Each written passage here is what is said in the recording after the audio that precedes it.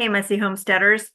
Today we're going to walk through some things that were a surprise to me when I went to VFS, which is the agency where you submit your documents if you are interested in having a French residence visa. Um, there were some things that even though I have um, a strong project managing background, and even though I have a research background, and had compiled everything that everyone has told me about how to do the application and submit the documents, there were some things that were surprising on the day. Some people have had a different experience. They've had the experience of it being surprisingly easy on the day, more easy than they were expecting.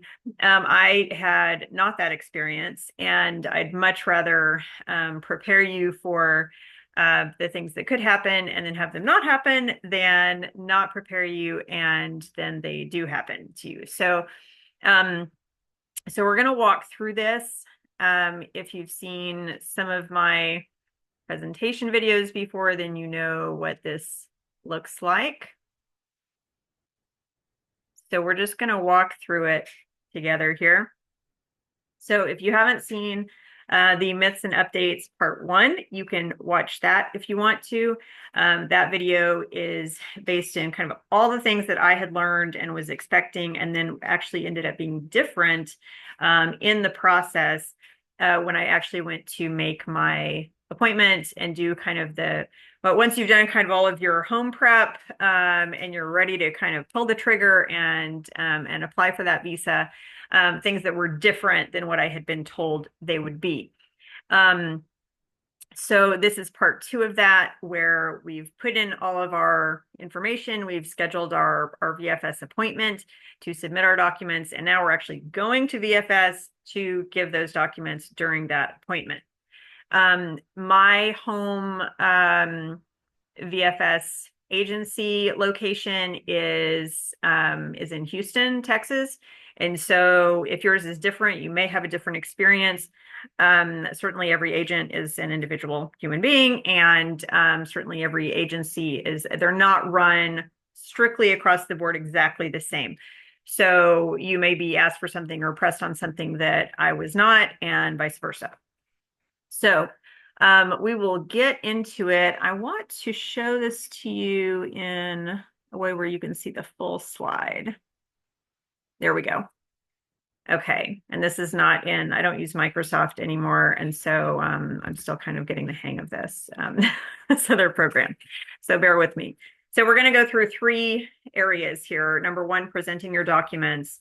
Number 2, domicile tips. That means your lodging, showing your lodging proof once you're in France, or for when you are in France, I should say. And then number 3, parking and navigation at the VFS office. This is the thing I got no information on, and I thought that nobody talking about it meant that it was like a not big deal at all, and that was bullshit. So I want to make sure to give you good information on that, and I've done some research in addition to making my notes on the day as it was happening and putting those notes into this presentation. I will say first too, I did almost create this the minute I got home, a little while back when I did the appointment, because there were these different things. I thought, God, people need to know this. But I was very tired. I was in an enormous amount of pain. I can have major pain flares, and I certainly did from that trip. I'm still in the middle of some of that. But today I have a new medication and am clearer eyed than usual and can see better. So I wanted to get this to you as soon as I could. So here we go. Presenting your documents. Now, bear in mind, I'm not going to go through every single thing that you need to know. I am a gap filler by nature. And so you can find, if you're being a grown up and you're doing your research, you're going to find lots of information that all goes together. Okay. What I'm giving you is the information that is not necessarily told to you, that nobody told me, that I couldn't read anywhere, that even in all my searching and keyword searching and my online groups and so forth never came up. Okay. The main thing here when you're presenting your documents is be organized. This is important because the agents that you see, if you think, you're bitching and moaning about the difficulty in putting your documentation together, think how hard it is for the agents who do this all day, every day, 5 days a week, 40 hours a week. Okay. Like that's who really needs to be organized. And if you're organized, it will help their job a lot. And if you're not organized, it will not help their job at all. It will reduce the goodwill that they might have come in with that day, or that they might need you to build with them because they've had a shitty day. Um, I was in a later appointment in the day, and my person was still very organized and not rushed, and she was very cool about it. But she was later unimpressed with a different piece of my application. So while she was initially like, "Oh, you have a binder, you are ready," and I was like, "I hope so." She was then very unimpressed with a part of my application. She felt that I should know better, and I'll talk about that one in a moment. So it was really important to have built that capital up, that like all the way up to that moment, I had my shit together. And then all of a sudden she felt like I felt, that my shit had fallen apart. So, um, but what it meant too, because we had built up that capital, she gave me a chance to improve my application in the moment. I don't, I don't know if the little letter that I wrote that she let me write to the consulate helped or anything, but she might not have offered it if I had not built up that goodwill. Just remember, it is being respectful to the person in front of you for you to show up organized, not to shove your organization in their face and force it on them, but to have what they need when they need it and when they ask for it. And then something she didn't ask for that I felt like might be important in my application, I asked her, then would you like this part? And she said, if you'd like to include it in the application, you can. So then that gave me one more thing forward. So just do that. Most people I know who do that do it in a binder. I have an 1.5-inch binder with the sheet protectors on it. I know those are harder to get now than they used to be. They're thinner too, mostly, but you can get them. I highly recommend them. And then paper clip at the top everything you do, because if you've got your passport in there or your birth certificate or whatever important thing, you want to make sure that that thing doesn't fall out if you move it around, right? So put a big good clip on it at the top. One of those kind of triangle-y flat paper clips is a good option because then it can't fall out of either side. Okay, secondly, domicile tips. I just spoke a minute ago of the issue where she gave me the side eye and she was like, your shit's not together. Okay, here's what it was. I have heard lots of different ways to do your domicile proof, which is your lodging proof, saying that you're not going to show up and just sit on a park bench once you get there. My agent asked me, where's the rest of your lodging proof? I said, well, I was told that having about 5 weeks was appropriate while I'm, getting settled there.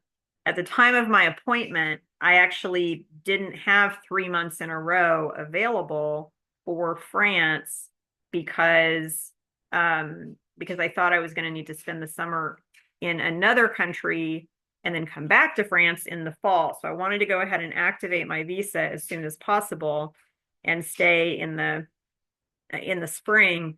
But because France is high season in the summer, I didn't have an option at that time of staying in the summer that was nailed down. By the end of the next day, I actually did, which was amazing. And so now I'll be able to be there consecutively, but I didn't when I went in there. So she asked me for more than 5 weeks, and I said I didn't see published anywhere that any particular amount was needed. I was told about a month was good, and she said no, it's not. And I said, okay, well, can you tell me what the number is, because I can't find it anywhere. And she said minimum 3 months, and I said okay. I don't have that here. I live several hours away. She said, oh, well, you can just send it to us. And I said, great, that would be really nice. Thanks. And she said, it's that email there, on her little sign. And so I said, okay, I'll write that down. And she said, oh, well, let's finish everything else first. So we did. And then she said, okay, so send me those other things on this email. And I said, what do you mean? And I said, I don't have access to send you anything right now. She thought I was just going to whip out a phone and, magically would have every file known to man on a phone. And I said, I don't have any of that here where I can get to it. She said, well, it would have to be now because everything has to be dated the same as when I'm submitting it.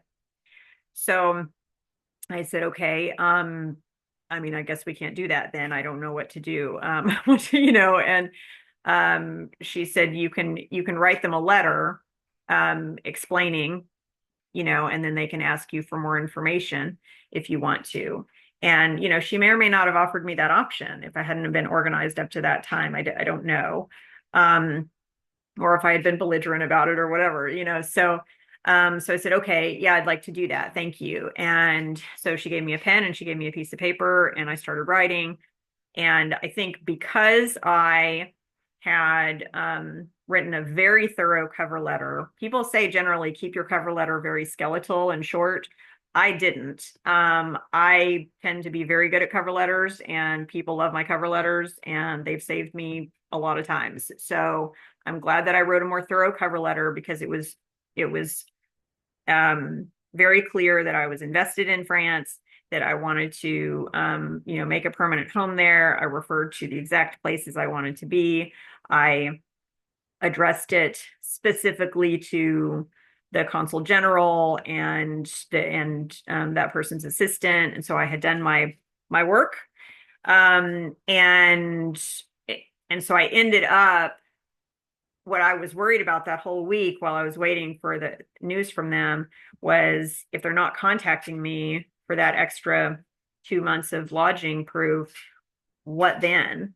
Does that mean they're just going to send me like a VLS-T instead of a VLS-TS, which is the shorter rather than the longer visa, or what?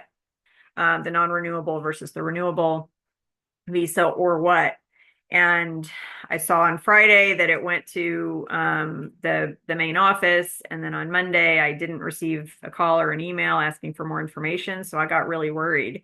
And then on Tuesday I received the visa. So I think writing the letter is a good thing to do. If they don't give you that option, ask for it. Say, may I, borrow a piece of paper and may I write them, an explanation of why I don't have that today, and offer to give that to them. And I tried to be as specific as I could be, as honest and specific as I could be, given that I didn't quite have my stuff nailed down. But all that is to say, and I ended up getting the visa. Okay. They didn't ask for additional proof. I do have several sources of income right now. I don't consider them as stable as I would like them to be, but for the purposes of the visa, apparently they were adequate. But don't count on that. I mean, I have what looks like on paper a lot of money right now, even though a lot of it is not long-term stable. So I think they probably let me in based on those dollar figures. But I want you to know I didn't sleep the entire week. I didn't sleep for 6 days while I was waiting for them to ask for more information and for that visa to come to me. It wasn't fun. I don't recommend it. I would not trade that peace of mind for just having provided that information up front. So if you can, even if it's 2 weeks here, 2 weeks there, 2 weeks here, 2 weeks there, which may be how you have to do it, if you have to do an Airbnb or something, because it's kind of shitty in France. Individual Airbnb hosts are not allowed over, I think it's 60 days that they can host per year legally. And so that means you cannot get a big block of time. So you're better off asking people for a few weeks here and there. Thankfully, Airbnb does have a feature now where if you say, hey, I want to stay from this time to this time, and they can put two places together, they will. if it's within your budget, they'll kind of marry up two different places. They're usually kind of shitty places, but they're but they're workable and they're usually close enough together. They understand like, okay, if I'm gonna have to drag all my shit somewhere, then I don't want it to be very far. So I would just say really focus on getting that 3 months nailed down. Have your proof of domicile. You can always change it later. You generally can release reservations on Airbnb up to 30 days in advance. And usually you're going to be doing, unless you really like to fly by the seat of your pants, you're going to be doing your visa appointment with VFS well before that 30-day mark. So you're going to have some time to do that. So that would be my recommendation. Thirdly, parking and navigation. This is so important. And again, I'm really surprised that it didn't come up previously in any of my research. So I'm not brand new to the city of Houston. Like I kind of know it. I don't know downtown well, but like I'm not brand new to it. It wasn't my first time in Texas or in Houston or anything like that. But the fact is, Google Maps does not come up well with 1001 Texas Avenue. It doesn't. It finally did it for me on like the 12th time I searched, but it does not. In fact, it comes up better when you're not in Houston than when you are, which is not helpful. So if you do a search, you may find Texas Street in Houston. You may find Texas Avenue in Texas City, but there's a very good chance you won't find 1001 Texas Avenue in Houston. And that's a problem, especially when you're on the road and trying to get there. So the lesson here is to Google Maps search for Binz building, B-I-N-Z. That is the building you're going to. And even though it's not frequently well optimized with the VFS office, it's not linked like that on the interwebs. It is that. That is what it is. So go ahead and just search for the Binz building, which is very well search engine optimized. And that's how you're going to find it really easily. And like each time you need it, rather than just like when the moon is in the right position. Secondly, parking. I went into a very circuitous, kind of cool looking ramp that was like terrifying because it was all curly and stuff. And by the time I got up to like basically the third level, which was the first place I could stop, which is where the gate was to enter the parking structure, and I was all the way in the building, I saw the sign for how much it costs. It costs $10 for 0 to 10 minutes. Okay, there was not even like a you can leave now if you don't want to pay this. There wasn't even that. So you were in the hole for $10 straight out of the gate. And I knew just from how long it took me to go up that ramp that there was no way, even if I turned around right then, that I would get out in under 20 minutes. So like I was in the hole for $20 without even having any place to park. Also, all the buildings near the VFS look the same. And even though you're going to Google map it and see, oh, look at that little parking lot, maybe I can park there. You can't. Okay. There's like 5 spots. It's for all of downtown Houston. Like you are not going to be the person who gets those spots. So don't plan for that. Do plan for full on downtown Houston parking bullshit. Everything is in a parking garage, in a parking deck.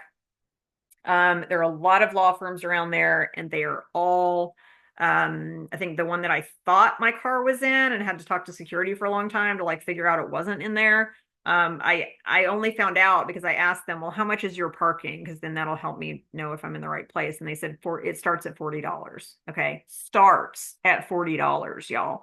So you don't want that shit. So the lesson here, as I left, after wandering around downtown Houston looking for the parking garage forever that I was in, even though I had taken good notes on where it was, is I made a note of where the cheapest parking was as I was driving around trying to leave. And the cheapest parking for your all day, like you can just be there as long as you need to, is you go to Travis Street, which is your cross street with VFS. So you've got Texas Avenue and Travis Street. Okay, you're going to go to Travis Street at the corner of Preston Street, which is only 2 blocks away, 2 short blocks. And it's $17 for the full day. And it's not a parking deck, a parking garage. And so it's just flat and your car is out there, which if you're a lady, you know, is a much safer situation for you than being in a parking garage. If you don't go to that place, just I would say budget for at least $50 for parking. And know that you may only be able to use a credit card for that because most of these things are automated and they don't have humans there. So I would take $80 in cash just in case you need the cash. But I would also make sure that you have your credit or debit card. If you don't have one, find one. Because you're going to need that. Okay. So to tell you where it is exactly, I made this 17 on here. That's not on Google Maps, but here's Preston Street. Sorry, you can't see my hand. Here's Preston Street. Here's Travis Street. Okay. Here's Texas Avenue. Here's Travis Street. Right here is VFS, at the corner of, I'm sorry, I misspoke. I'm sorry. So it's at the corner of Main and Texas Avenue. But Travis Street is the main street that you're really dealing with. Main Street is sort of wonky and it's not really focal in the situation. So it's actually 2 blocks this way, 1 block southeast. I did this by where you can walk it. Okay. So you want to park here. You can go in here, or you can go in here, or you can go in here. And it's $17 flat for the day. You see this P here, that means parking. But what you also see here, what we'll cover in a second, is this is right here. So you have a place to land. So get there early. You know, the problem is you can't really go inside VFS until like 15 minutes before your appointment. And it may take you a minute to find it, right? So if you want to like leave Market Square Park at 30 minutes before your appointment, do your walk.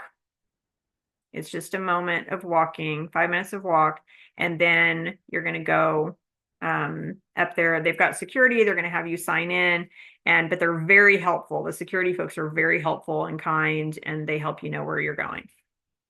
Okay, so now that's where you park. And if we zoom out a little bit, it's over here. And the reason I zoomed out is because I want you to see you don't have to avoid downtown Houston. I avoided downtown Houston and the day got pretty hectic and I didn't park in the right place. I paid $43 for parking because I was so flustered by the time I found my car again that then I had lost my parking ticket at that point. So, but frankly, it was cheaper to have lost my ticket than to pay what I would have had to pay because it's that expensive there. So what I want you to notice here is if you're parked here, you've got all these parks you can hang out at. So you could make a day of this and it would be pleasant, okay? You could have a pleasant day doing this, which is not what I did. I recommend making it pleasant. Okay, so that's that. And then trying to get the hell out of there. Getting out of downtown, you want to go ahead, picnic at the park next to the cheap parking lot, okay? Like you're going to need to eat, just do that. Secondly, you want to know that Travis Street turns into I-45 North. That's not to say that I-45 North dead ends into Travis Street. It doesn't. But Travis Street merges directly into I-45. It turns into I-45. VFS is also near a lot of easy reentry points to other major highways. So if you're not going north, then, you know, you may want a different one. And that is kind of all you need to know. So I hope that's helpful. And this, you know, may make your trip a little less messy than mine, and I'm for that. So good luck.